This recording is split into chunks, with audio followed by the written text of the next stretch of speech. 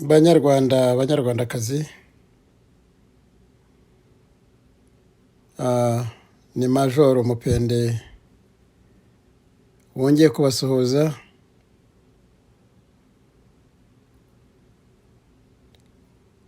Uyu munsi turakomeza kurangiza ikiganiro cy'ubushize cy'umutwe ugira uti Paul Kagame yaba ari umuti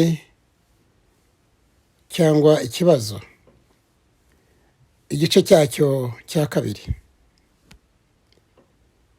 Nk'uko nabivuze mu kiganiro cyahise,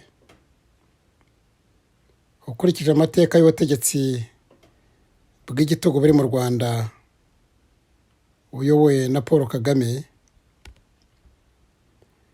mu mateka y'ubwo butegetsi bimaze kugaragara neza nta shiti yuko kuva ubwo butegetsi bw'igitugu bukiriho mu Rwanda, amahoro n'umutekano birakomeye kugerwaho. Mu karere k'ibiyaga bigari ndetse no ku banyarwanda aho bari hose hirya no hino ku isi. Kugeza ubu abanyarwanda n'abandi batuye isi yose bafite gihamya yuko Kagame yabaye ikibazo ku banyarwanda, akabatsikamira igihe kirekire, agateza ikibazo mu karere ndetse no hirya. Ibyo byose bikaba bitajya bituma abanyarwanda bagoheka, ndetse Kagame yateje n'ibibazo mu mahanga yose, agaba ibitero mu bindi bihugu, areba imitwe y'abagizi ba nabi hirya no hino mu mahanga bajya kubeshya, guteranya no gutandukanya abanyarwanda, kuroga, gusebanya, gushimuta, gutera ubwoba ndetse no kwicira abanyarwanda bahunze iriya ngoma mu mahanga ya kure y'u Rwanda. Leta ya Kagame ni ababeshyi kuri buri kimwe, kuva no ku rugamba yarwanye rwo gufata igihugu uko rwagenze, impfu zose zabaye mu Rwanda mbere ya Jenoside kugeza muri Jenoside ndetse na nyuma yayo, imibereho y'abanyarwanda, ubutabera, ubukungu,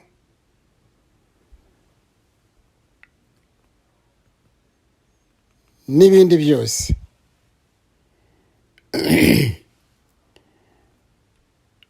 Ushyizeho amajyambere, uburenganzira bw'ikiremwamuntu ndetse n'imiyoborere myiza, ibyo byose nta kintu na kimwe kitabeshywaho mu Rwanda, kuko Kagame n'abatekinisiye be niwo murimo bametirije wo kubeshya, wo kuvuga ibinyoma, wo guhimba.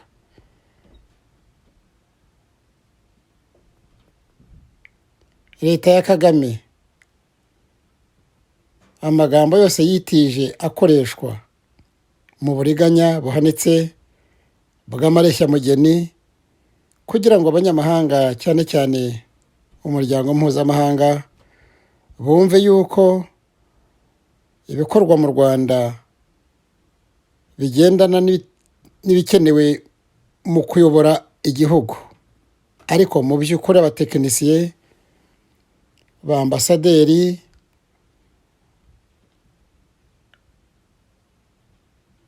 n'intore baba barabeshya amahanga, ndetse udashoboye kubeshya neza agahita yamburwa akazi akanabihanirwa.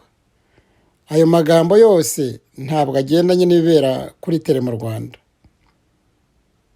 Reka twumve bimwe mu mateka yaranze iriya ngoma y'igitugu, ibitero byagabwe mu mahanga, imigambi yo kwica abahunze iriya ngoma y'abicanyi, amagambo yuzuye kwiyemera, kwigamba, ubugome n'ubugizi bwa nabi bwa Kagame, kunangira kwanga gutandukana n'igikorwa kibibi kwa Kagame, n'ihonyora ry'uburenganzira bwa muntu ryarenze ihaniro. Reka twumve aya mateka.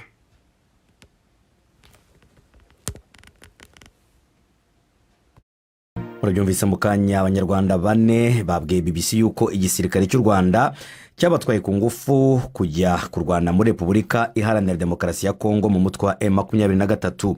Bavuga yuko bagombye guhunga bajya kwaka ubuhungiro muri Uganda. Umwe muri bo avuga yuko 95% barwanira umutwe wa M23 ari abasirikare b'u Rwanda. Uyu uvuga yuko ari umusirikare ufite ipeta rya kapitene yabisobanuriye Ignatius Bahizi.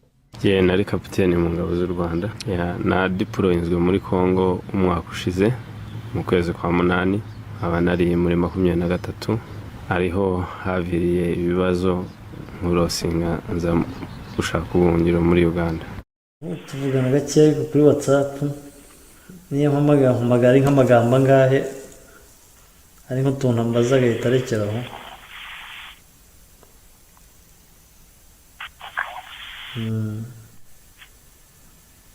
Amaze iminsi ari ibindi yirukamo. Ibigarasha nta bishya, kereka kano kahigiro maze iminsi kazengera,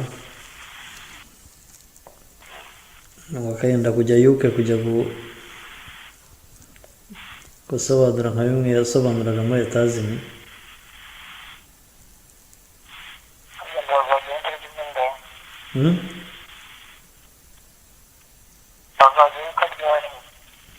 Kuri 16.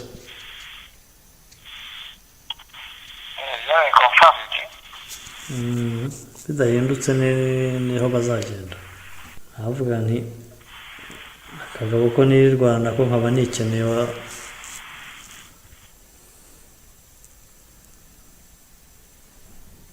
abazambwiye nkirangiriza ikibazo.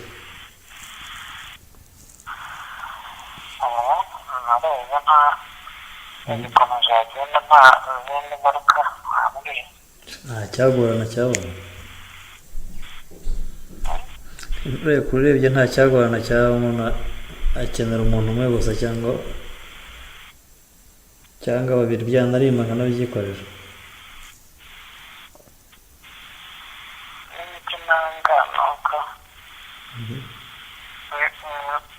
cyangwa kubona umuntu ariko arigana by'abajura juste n'ibyo bapanga n'amadrage akaba ariko byitwa nta kibazo. Nibyo nanyura bavanga ibihugu bimwe bidukikije muri Burundi serumu barayifunze cyangwa bariho barayifunga, ariko biturutse kuki? Ku mateka yenda gusa na hano. Ubuyobozi bwaberaho kwirirwa gwica abantu mu gitondo bukageza ku mugoroba, perezida akifungirana aho yifungiranye, nta uzahwaba, nta umuvugisha, ayobora ataba. Abantu bagapfa buri munsi bakirirwa bakurura imirambo ku street. Ibyo Afurika isanzwe ku serumu abantu bashobora no kumva ko nakoze ishyano kuvuga ngo navuze ikindi gihugu kiri aho ngaho, iyo nayo ngo ni diplomasi cyangwa ni politiki. Ntabwo niko bimeze, ko bidufite niho n'ingaruka twebwe nk'abanyarwanda. Ubuyobozi ngo abantu bumvikane nabo njye ntabwo nirwa njye mpaka kuri icyo ngicyo, kubera ko I will just wait for you at the right place and I will hit you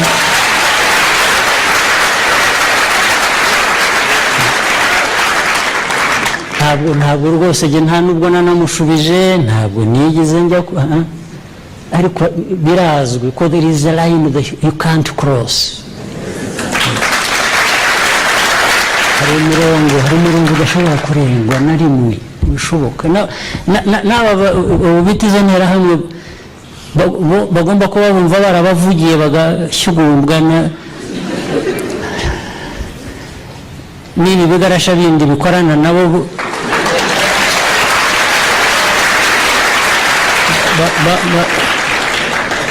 bakumva ko babonye noneho icyaha cyahindutse politiki zabo. They never know what has hit them.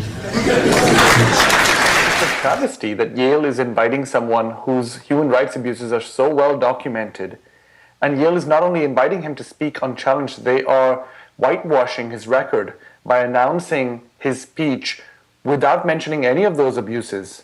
They're also relying on an informed audience to ask him tough questions.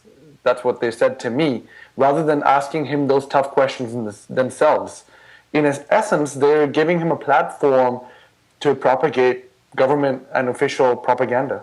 I actually wanted to play a clip of an event I filmed in 2013 for The Real News when a protester tried to ask Kagame a tough question. Can someone please tell this heckler that they should not disrupt the world, the face of the Holocaust to the world? Everyone knows it.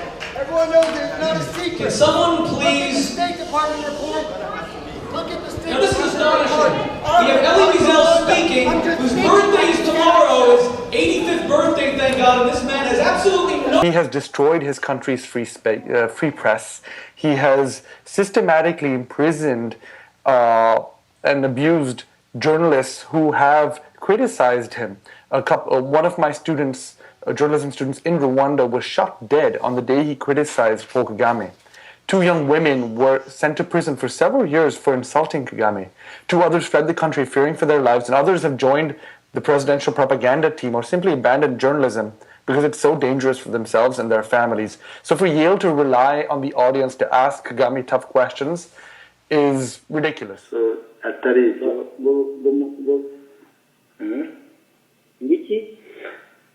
Magana abiri mirongo itanu mbere yuko magana abiri mirongo itanu hanyuma barangiza akazi nk'abahindi z'abahizi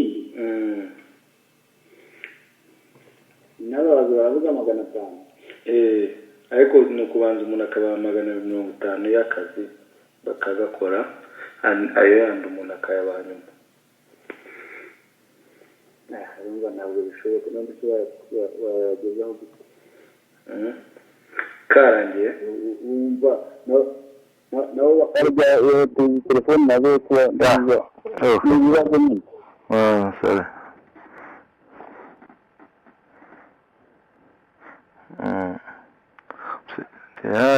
rero nubwo twabiganiraga gerageza uko ushoboye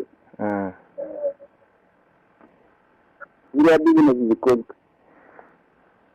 ariko ntikigira aho batekerezaga biriya ni ibintu byoroshye umuntu ariko bigakorwa vuba. Umuntu ashobora gushaka abantu bakambara uniform za hano zo kwa muganga cyangwa bakashyiramo iza polisi bakinjiramo bagahita babirangiza, cyangwa umuntu agashaka ikintu yashyiramo byihutirwa. Ariko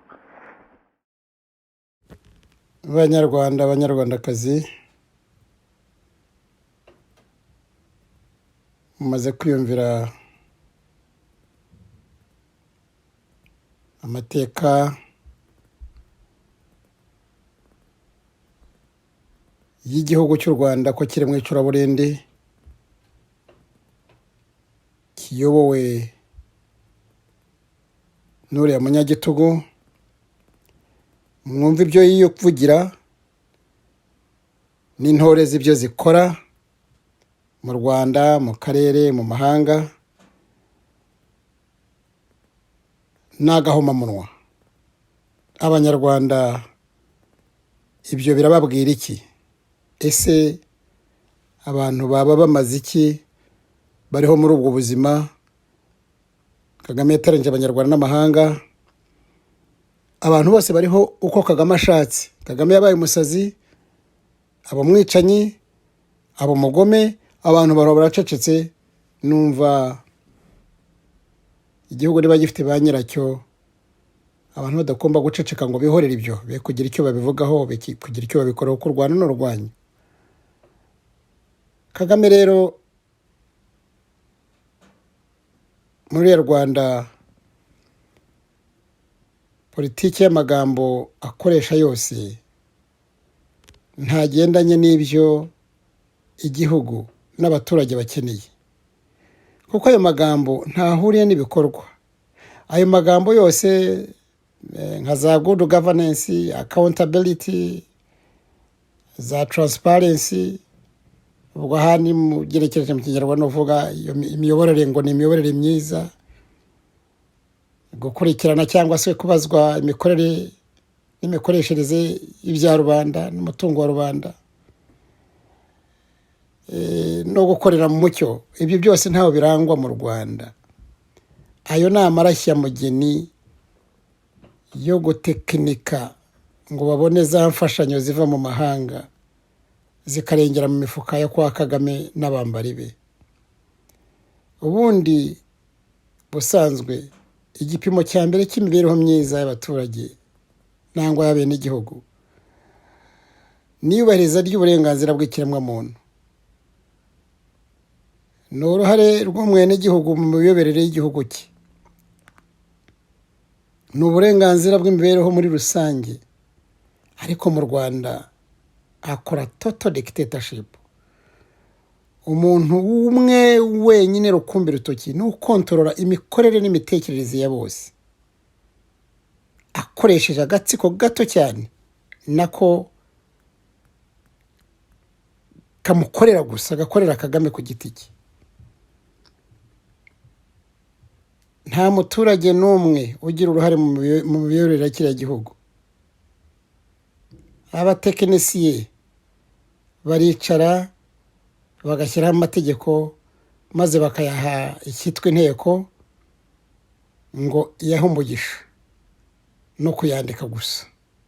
Nta nteko cyangwa ubucamanza biba mu Rwanda. Kagame yakomeje kubigenza nk'uko yakoreraga mu ishyamba. Imanza zitegekwa n'agatsiko ka Kagame uko zicibwa.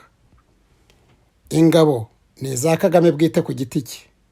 Igisirikare cyose kigizwe n'abahoze ari ba escort ba Kagame gusa, kuko niko Kagame yubatse kiriya gisirikare. Ni ukuvuga yuko buri musirikare utaragaragiye Kagame ngo adiformatwe, bamudiformate nka biriya bavuga, ntabwo ashobora kwizerwa.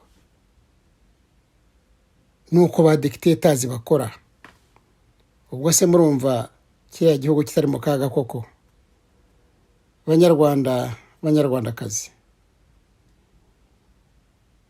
murakoze kuntega amatwi muri iki kiganiro, kandi bibabera urumuri n'umusemburo wo kwitekerezaho no kwiyubuka. Ngaho murakoze, naho mu kiganiro gitaha.